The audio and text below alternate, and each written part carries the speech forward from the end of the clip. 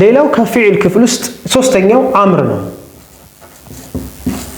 አምር አንድ ቃል አምር ነው ፊዕል አምር ነው አይደለም የሚለውን በምንድነው የምንለየው ከተባለ ሁለት ዓላማዎችን ይይዛል።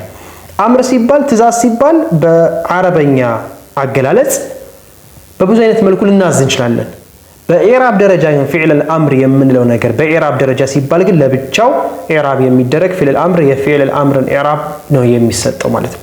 ስለዚህ ያንን መለየት ያስፈልጋል። ፊዕል አምር ስንል ሁለት አይነት ዓላማዎችን መቀበል አለበት። የመጀመሪያው አምር ጠለብ መሆን አለበት። ጠለብ መፈለግ ያን ነገር ለምሳሌ ኩል ወሽረብ ኢጅሊስ እኽሩጅ ኢዝሃብ የምንላቸው ቃላቶች በሙሉ ትእዛዝን መጠቆም አለበት። ሁለተኛውስ ያል ሙኻጠባ መቀበል አለበት። ያል ሙኻጠባ ማለት ነው ለምሳሌ ኩል ወሽረብ ወኽሩጅ ስንል ወንዱን ያዘዝነው አይደል? እሺ ሴቷንም ማዘዝ ይቻላል በዚህ ፊዕል? አዎ ኩሊ ወሽረቢ ማለት ይቻላል። ስለዚህ ለምሳሌ ኡስጁድ አልኩኝ፣ ይሄ ለወንዱ ነው። ኡስጁድ ስገድ ማለት ነው። ኢዝሃብ ሂድ ማለት ነው አይደል? ኢዝሃብ።